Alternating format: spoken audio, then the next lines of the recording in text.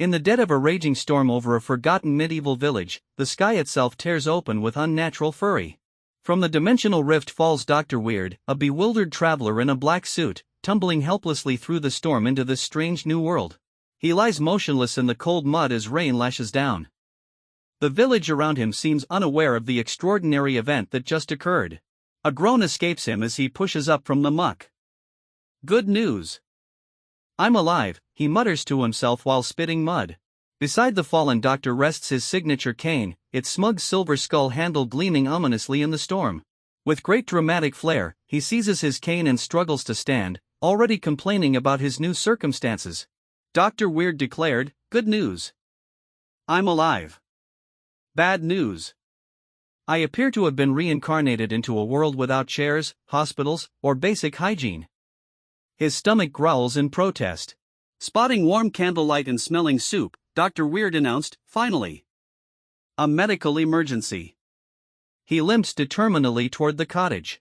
Approaching the humble cottage, Dr. Weird knocked impatiently and immediately let himself in, dripping mud everywhere. Inside the cozy cottage, Mira and her brother Rowan stared in shock at the intruder dripping mud on their floor. Mira demanded, "Who are you?" Dr. Weird, unfazed, sniffed toward the cooking pot. Dr. Weird replied, "Someone with advanced training, refined instincts, and dangerously low blood sugar." Rowan protested, "You just walked into our house."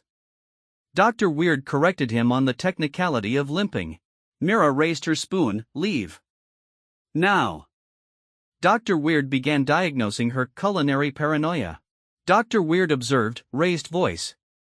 Aggressive spoon posture. Defensive position near soup. Classic case of culinary paranoia. Mira shot back, "That is not a real illness." The doctor quipped about the lack of politeness in the house. Ignoring protests, Dr. Weird limped toward the pantry in search of food, only to be blocked by the protective brother. Rowan warned, "The pantry is not for strangers." Dr. Weird diagnosed, large frame. Protective stance. Diagnosis, unpaid brother syndrome. Rowan clarified, "I'm her brother." Dr. Weird replied, "Tragic. Chronic condition." Mira commanded, "Out." Dr. Weird leaned on his cane, feigning offense. Dr. Weird asked sarcastically, "Did you call for a doctor?" Mira denied it, leading to more diagnoses. Dr. Weird diagnosed, "You have spontaneous medical assistance denial." Rowan threatened, "I'm giving you 3 seconds." Dr. Weird warned, "Before you do something brave and orthopedic, remember, I have a cane, a suit, and absolutely no fear of awkward silence." Rowan advanced aggressively as Dr. Weird casually sidestepped and opened the pantry. Dr. Weird grabbed bread from the pantry and bit into it defiantly. Mira shouted, "Put that back." Dr. Weird replied, "Too late. It has entered treatment." In desperation, Mira rang the brass alarm bell, its shrill sound cutting through the cottage and storm. Dr. Weird winced and quipped, "Excellent.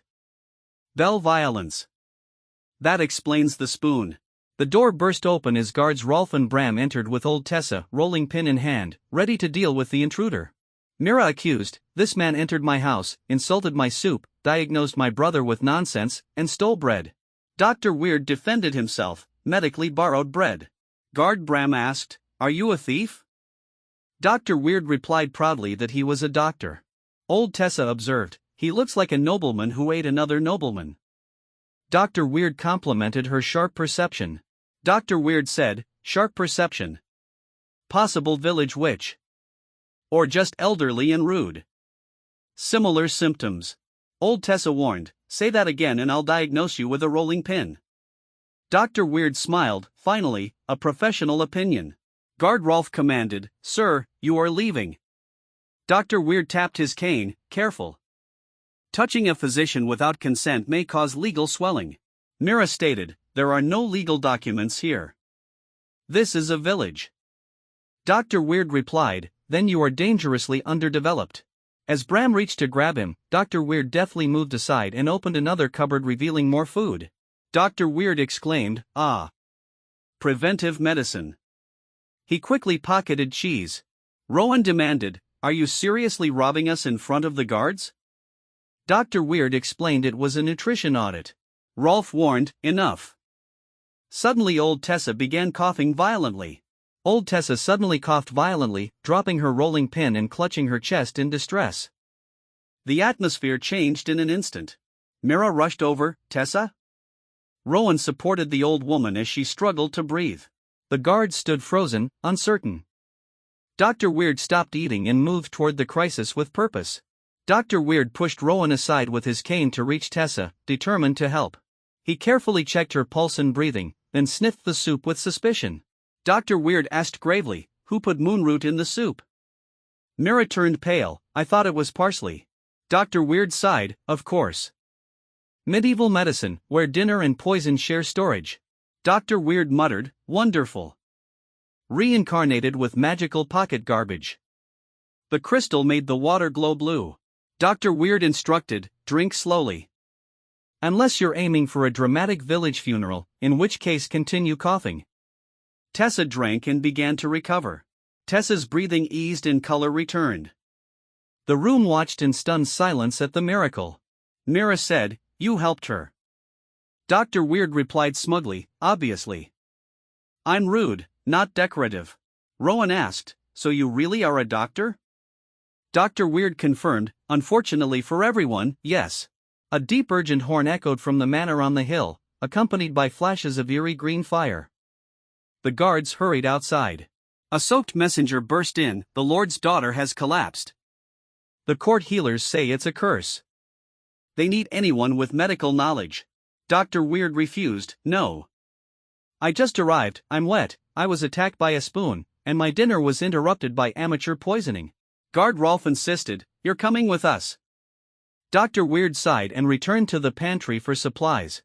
Dr. Weird stocked up, preparing for a house call. Rich people collapse in larger rooms. It takes longer to be disappointed by them. Rowan declared, "I'm coming too. Someone needs to make sure you don't rob the manor." Dr. Weird feigned offense.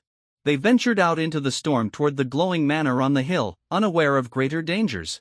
The Lord's manor loomed ahead, bathed in unnatural green light cutting through the storm.